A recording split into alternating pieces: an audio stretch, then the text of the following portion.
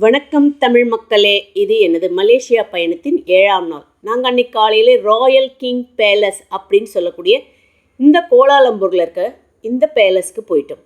இந்த பேலஸில் இப்போ எந்த ராஜாக்களும் இல்லை.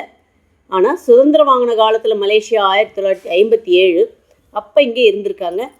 இதனுடைய வெளிப்புறத்தை மட்டும் நமக்கு பார்க்குறதுக்கு அனுமதி உண்டு. அதை தான் நாங்கள் பார்த்துக்கிட்டு இருக்கோம். பெரிய பேலஸாக இருக்குது. இந்த முன்னாடி அந்த குதிரையில் அந்த வீரரும் நிற்கிறார் பாருங்க. இந்த பேலஸ் எல்லா நாளும் பார்க்கலாம். அதாவது வெளிப்புறத்தில் இருந்து மட்டும்தான் பார்க்க முடியும். சுல்தான்கள் ஆட்சி இங்கே நடைபெற்று கொண்டே இருக்கிறது. அதாவது 5 வருடத்துக்கு ஒரு முறை ஒரு சுல்தான் மாறுவாங்களாம். அதாவது பேரளவுக்கு மட்டும்.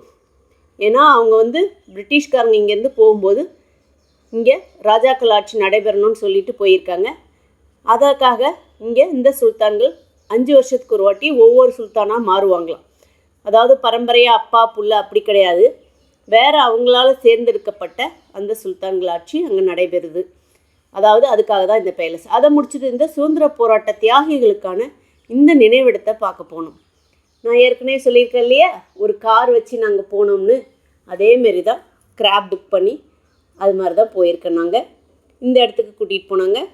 இது ஒரு நினைவிடம் தான். போரில் உயிரிழந்த வீரர்களுக்கான இந்த நினைவிடம். இது கோலாலம்பூரில் தான் இருக்குது. இந்த நினைவிடத்துக்கு போய் பார்த்துட்டு வந்தோம். அப்படியே அங்கேருந்து அடுத்து விசிட்டிங் டைம் 7 to 6ங்க. இதுக்கு எந்த என்ட்ரன்ஸும் கிடையாது. நம்ம உள்ளே போயிட்டு பார்த்துட்டு வரலாம். அப்படியே அங்கேருந்து நாங்கள் போன இடம் இண்டிபெண்டன்ஸ் ஸ்கொயர், அதாவது மெர்டா ஸ்கொயர் அப்படின்னு சொல்கிறாங்க. இது கோலாலம்பூரோட ஹிஸ்டாரிக்கல் லேண்ட்மார்க்னே சொல்லலாங்க. அந்த முக்கியமான இடம் தான் இது. இங்கே தான் சுதந்திரக்கான ஆரம்ப விதை விழுந்தது அப்படின்னு சொல்கிறாங்க. இந்த இடத்துல முதல்ல ஒரு சைனாக்கார் ரூல் பண்ணிக்கிட்டு இருந்தார். அதாவது சுதந்திரம் ஆகிறதுக்கு முன்னாடி ரூல் பண்ணுறாருன்னா அவர் நல்ல முறையில் இதை ஆட்சி பண்ணிகிட்டு இருந்தாராம். அதுக்கப்புறம் பிரிட்டிஷ்காரங்கக்கிட்டேருந்து கை மாறினதுக்கப்புறம் இந்த இடம் முழுவதுமே ஒரு ஹிஸ்டாரிக்கல் பிளேசஸ் தான். ஏன்னா 1957 விடுதலை இருக்குது. அதுக்கு முன்னாடி சைனர்கள் சில இந்த இடத்த ஆக்கிரமித்து அவங்க ஆட்சி செய்ததாகவும் கூறப்படுகிறது. இந்த இடம் இப்போவும் நிறைய இண்டிபெண்டன்ஸ் டே அந்த செலிப்ரேஷன்லாம் இங்கே தான் செய்வாங்க. முக்கியமான செலிப்ரேஷன் இங்கே செய்யப்படுகிறது. எல்லா மக்களும் பார்த்துட்டு போகிறாங்க இந்த இடத்த. இந்த பின்னாடி தெரியுது இல்லையா அந்த கட்டிடம், சுல்தான் அப்துல் சமாத் பில்டிங்னு சொல்கிறாங்க. நம்ம எந்த பில்டிங் உள்ளேயும் போக முடியாது, வெளியே நின்று வேடிக்கை பார்க்கலாம். இது நிறைய சினிமாவில் கூட வந்திருக்கு, கபாலி படத்தில் கூட. இதை முடிச்சுட்டு நாங்கள் போனது பெட்ரோனாஸ் டவர், அதாவது இரட்டை கோபுரங்கள் அப்படின்னு சொல்லக்கூடிய இந்த உயரமான கட்டிடத்துக்கு தாங்க. இதுக்கு என்ட்ரன்ஸு 950 மலேசியன் ரிங்கெட் கிட்ட கொடுத்தோங்க. உலகத்தின் மிக உயரமான இரட்டை கோபுரங்கள் இது முக்கியமான ஒன்று. அதாவது 20ஆம் நூற்றாண்டு கட்டிடத்திலே இது மிக முக்கியமானது. ஜனவரி 92 இது கட்ட ஆரம்பித்து அதாவது 99 முடிக்கப்பட்டிருக்குங்க இந்த கட்டிடம். சீசர் பெலி அப்படிங்கிற இன்ஜினியரால் இது வடிவமைக்கப்பட்டிருக்கு.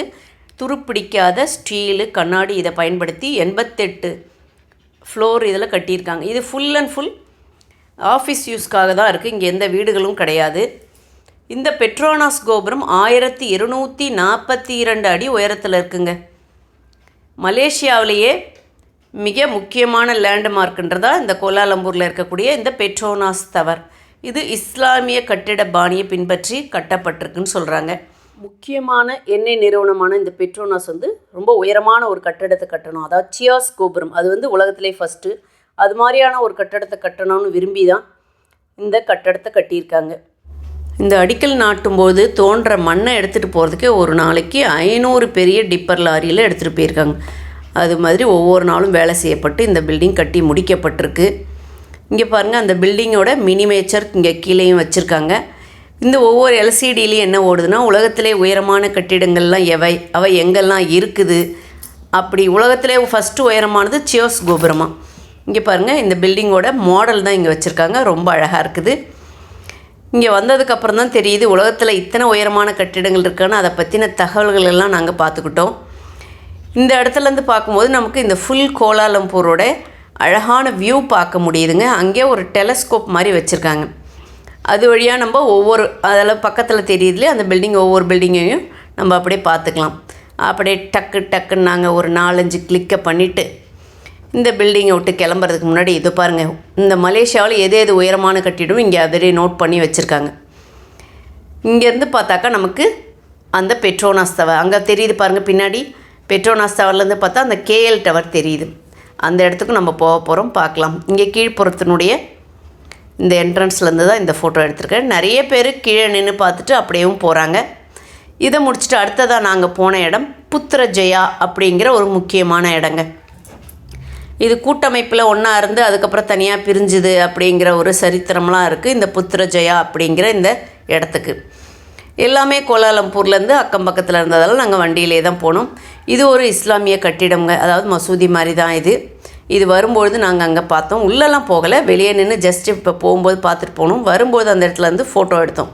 அதுக்கும் ஒரு பேர் இருக்குது, சொல்கிறேன். இப்போ நாங்கள் போக போகிறது புத்ரஜயா அப்படிங்கிற இடங்க. என்ன சொல்கிறது, ஃபுல் அண்ட் ஃபுல் அங்கே தண்ணி இருக்குது பாருங்கள். அங்கே நம்ம போட்டில் போகலாம், அப்படியே இந்த இதையும் சுற்றி வரலாம், முழு அழகையும் இங்கேருந்து பார்க்கலாங்க. இந்த இடத்துக்கு பேர் புத்ரஜயா. இங்கே சைக்கிள் இருக்குது. இந்த சைக்கிள் நம்ம 1 மணி நேரத்துக்கு ரெண்ட் எடுத்துகிட்டு அப்படியே அதை சுற்றி வரலாம். இங்கே நாங்கள் நிறைய தமிழ்காரங்களை மலேசியாவில் பார்த்தோம். ஆனால் இங்கே பார்த்த இந்த ஃபேமிலி பாருங்கள், இவ்வளோ பேர் சேர்ந்து என்னை பார்த்தாங்க. என்னுடைய சப்ஸ்கிரைபராகவும் மாறிட்டாங்க அவங்க. இவங்களாம் இங்கே இருக்க தமிழ்காரங்க. எந்த ஊர்? நான் அங்கேருந்து வந்து இத்தனை பேரை இப்போ பார்க்குறேன். நேற்று சிங்கப்பூரில் 1-2 பேரை பார்த்தேன், யாரும் ஆனால் பேசுகிற மாதிரி இல்லை. இவங்களாம் என் கூட பேசுனதால இவங்களோட சேர்ந்து நான் வீடியோ எடுத்துக்கிறோம். நீங்களே எத்தனை வருஷமா இங்க இருக்கீங்க? நாங்க பிறந்ததே இங்கதான். நீங்க எப்படி உங்களை எல்லாத்தையும் நேசிக்கிறாரு? ஜீசஸ்ல அதே சொல்லிருங்க, நாங்க எல்லாம் கிறிஸ்துவங்கன்னு. நீங்க சொல்றதெல்லாம் இவ்வளவு இருக்கும். நல்ல ஃப்ரெண்ட்லியான இவங்களோட பேசி முடிச்சுட்டு நாங்கள் இந்த போட்டிங்க்கு கிளம்பிட்டோங்க. இந்த போட்டு வந்து ஒரு போட்டு வந்து 1200 சம்திங். அதில் 3 பேர் ஷேர் பண்ணிட்டு, அதான் எங்கள் ஃபேமிலி 7 பேர், இன்னொருத்தவங்க அது மாதிரி. எங்களுக்கு வந்து 450 மலேசியன் ரிங்கெட் கிட்ட வந்தது. 1 மணி நேரத்துக்கிட்ட இந்த போட்டு சவாரிங்க. அதை ஃபுல் அண்ட் ஃபுல் நமக்கு சுற்றி காமிக்கிறாங்க. அப்படியே லைஃப் ஜாக்கெட்டை போட்டுக்கிட்டு இந்த உயரமான கட்டிடங்கள்லாம் இந்த பக்கத்துலேருந்து பார்க்கலாம். அந்த பார்வையில் தான் இப்போ நம்ம பார்த்துக்கிட்டு இருக்கோம். ரொம்ப நல்லா இருந்து. நாங்கள் போனது ஒரு சாயங்கால நேரத்தில் போனோம். அப்போ இந்த ஃபுல் அண்ட் ஃபுல் இந்த இதை சுற்றி பார்க்குறதுக்கு நமக்கு நல்ல அருமையான வாய்ப்பாக கிடச்சிது. இது எங்கள் தாத்தாலாம் மலேசியாவிலேருந்தே வேலை பார்த்தவர். ஆனால் நாங்கள் வந்து மலேசியாவை இப்போ தான் பார்க்குறோம். அவர் ரொம்ப வருஷத்துக்கு முன்னாடி இந்தியாவுக்கு வந்துட்டார். நான் பார்த்தேன் இல்லையா, அந்த மக்கள் எல்லாம் சொல்கிறாங்க, நாங்கள்லாம் இங்கேயே தான் இருக்கோம், எங்கள் அப்பாலாம் இந்தியாவிலேருந்து இங்கே வந்து செட்டில் ஆகிட்டாங்க, ஒரு வாட்டியாவது இந்தியா வரணும்னு ஆசை, ஆனால் இன்னும் போகிறதுக்கு நேரம் கிடைக்கல. இங்கே வந்து செட்டில் ஆனதுக்கப்புறம் அங்கே போய் பார்க்கக்கூட முடியல, நீங்களாவது பரவாயில்ல இந்த ஊருக்கு வந்து பார்க்குறீங்க அப்படின்றாங்க. இத்தனைக்கும் அவங்க எல்லாம் தமிழர்களாக நான் பார்த்தவங்க எல்லாருமே தமிழர்கள். நிறைய குடும்பங்கள் மலேசியாவில் தமிழ்காரங்க இருக்காங்கங்க. அங்கே போனால் நமக்கு லாங்குவேஜ் தெரியல அப்படிங்கிற அந்த இதுவே கிடையாது. எங்கே டிக்கெட்டு கவுண்டரில் போனாலும் ஏர்போர்ட்டில் கூட தமிழில் தாங்க அங்கே வருதுங்க. அதனால் நமக்கு பயமே இல்லை, ஏதோ நம்ம ஊருக்கு வந்த மாதிரி ஒரு ஃபீலிங்கு. நம்ம அழகாக தமிழ்லையே பேசி எல்லா இடத்தையும் சுற்றி பார்த்து, நாங்கள் போன டிரைவருக்கு கூட அழகாக தமிழ் தெரியுது. அவர் சொல்ல போனால் சிங்கு, பட் அவர் ரொம்ப அழகாக தமிழ் பேசுகிறாரு. ஏன்னா அவருக்கு நிறைய தமிழ் குடும்பங்கள் பழக்கமாக, அதனால் தமிழ் நல்லா தெரியுது அவருக்கு. இங்கே பார்த்தோம் இல்லையா, இந்த இஸ்லாமிக் மாஸ்க்கு தான். அங்கே அன்றைக்கி ஈவினிங்கே அங்கே போனோம். அந்த இடத்துக்கும் போயிட்டு அது முன்னாடி ஒரு சில ஃபோட்டோக்கெல்லாம் எடுத்தோம். இதையெல்லாம் பார்த்து முடிக்கிறதுக்கு எங்களுக்கு இரவு 6 மணிக்கிட்ட ஆயிடுச்சு. ஸோ அதுக்கப்புறம் அங்கே பக்கத்தில் இருக்க மார்க்கெட்லாம் பார்த்தோம். இதுதான் அந்த மாஸ்க்கு, ரொம்ப அழகாகவே இருந்தது. இதை முடிச்சுட்டு அடுத்த நாள் நாங்கள் போனது இந்த கேஎல் டவர் அப்படின்னு சொல்லக்கூடிய இந்த உயரமான கட்டிடத்துக்கு தாங்க. இதை பற்றின வீடியோ அடுத்த வீடியோவில் வருது. என்னங்க இது வரைக்கும் சப்ஸ்கிரைப் பண்ணாமே பார்த்துட்ருக்கீங்களா? சப்ஸ்கிரைப் பண்ணுங்கள். தேங்க்யூ ஃபார் வாட்சிங்.